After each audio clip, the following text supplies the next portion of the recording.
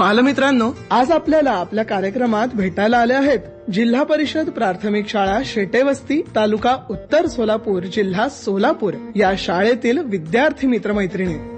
चला तर मग ऐकूयात त्यांनी सादर केलेला हा विविध गुणदर्शनाचा कार्यक्रम.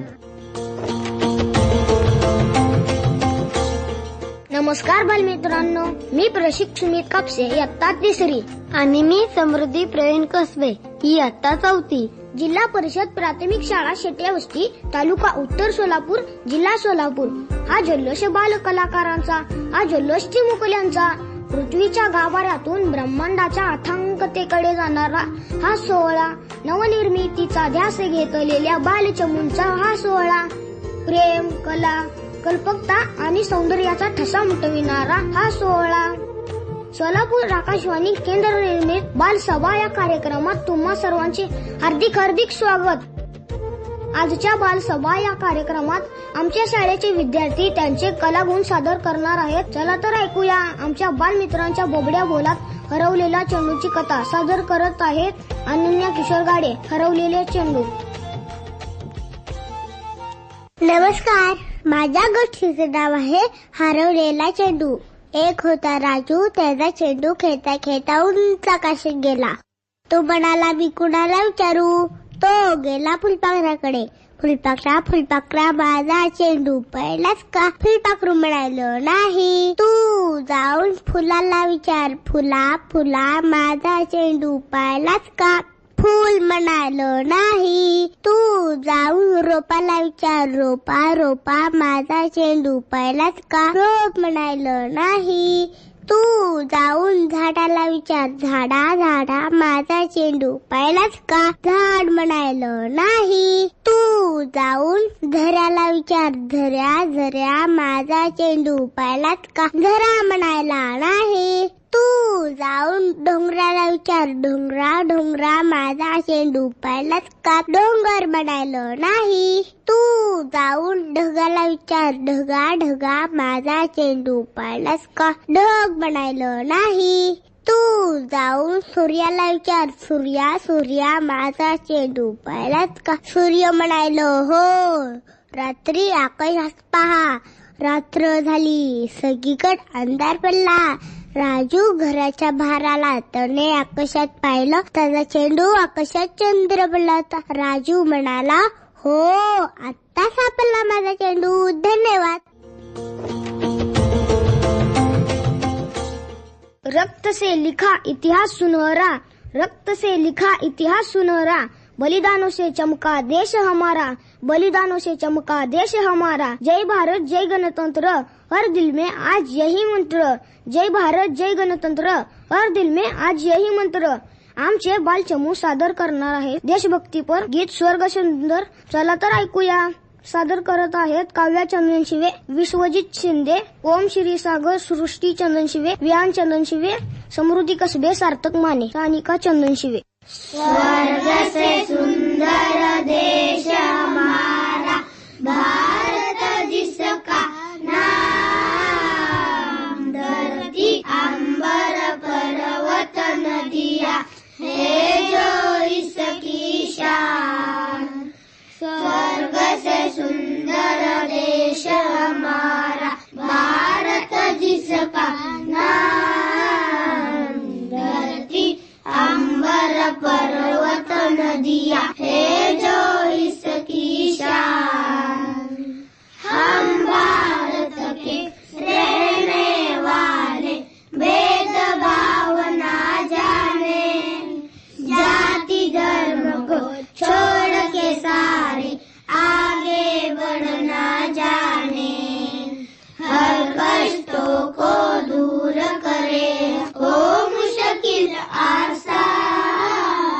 धरती अंबर पर्वत नदियाँ है जो इसकी शान. स्वर्ग से सुंदर देश हमारा, भारत जिसका नाम, धरती अंबर पर्वत नदियाँ है जो इसकी शान. हो हम सबके शत कर्मों से रोशन इसका नाम. शक्ति मिले हम सबको यहाँ पर, दे दो ये वरदान। गुलशन बन जाए जग सारा, कर दो ये एहसान। धरती अंबर पर्वत नदियाँ है जो इसकी शान। स्वर्ग से सुंदर देश हमारा भारत जिसका नाम। धरती अंबर पर्वत नदियाँ है जो इसकी शान। स्वर्ग से सुंदर देश हमारा भारत जिसका नाम। धरती अंबर पर्वत नदियाँ है जो इसकी शान, है जो इसकी शान, है जो इसकी शान। धन्यवाद। नका तोडू झाडे, नका तोडू झाडे, होऊ नका असे अविचारी, होऊ नका असे अविचारी. नाहीतर पुढच्या पिढीचे वाल तुम्हीच मारे करी, नाहीतर पुढच्या पिढीचे वाल तुम्हीच मारे करी.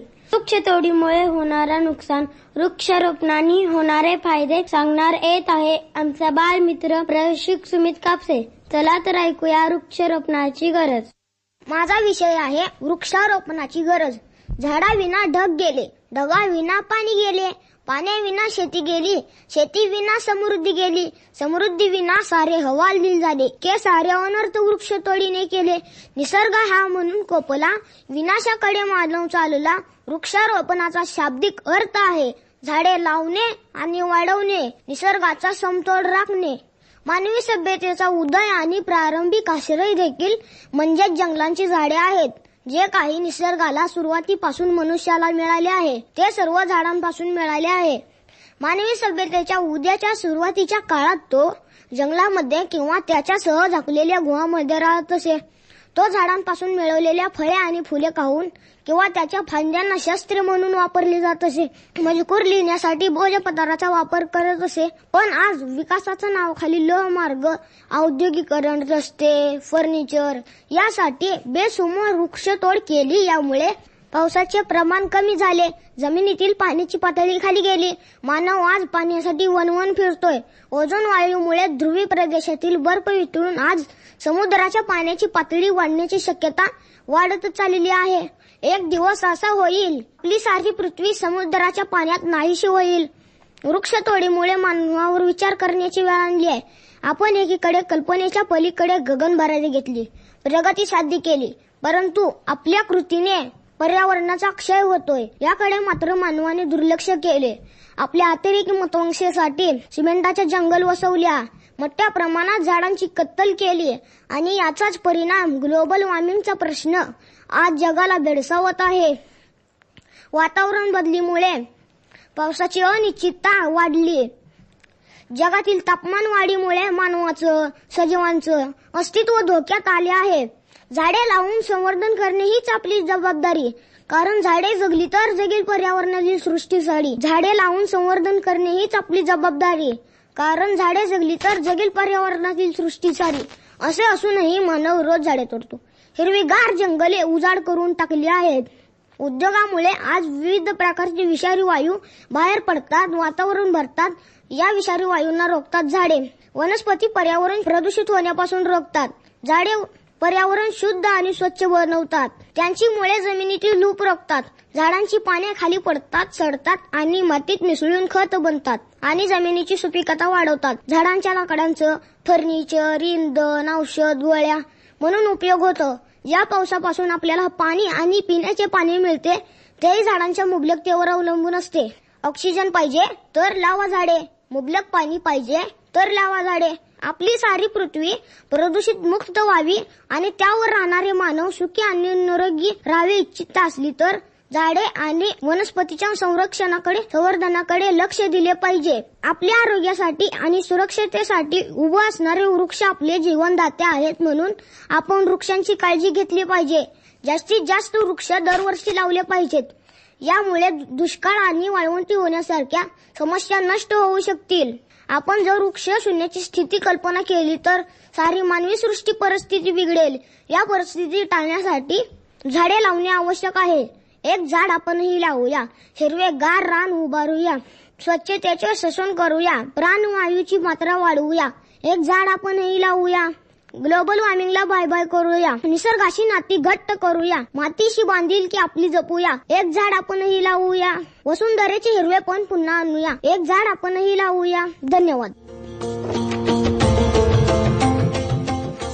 जिल्हा परिषद प्राथमिक शाळा शेटेवस्ती तालुका उत्तर सोलापूर जिल्हा सोलापूर या शाळेतील विद्यार्थ्यांनी सादर केलेला विविध गुणदर्शनाचा कार्यक्रम आत्ताच आपण ऐकला. या कार्यक्रमाचा उर्वरित भाग आपण ऐकू शकाल.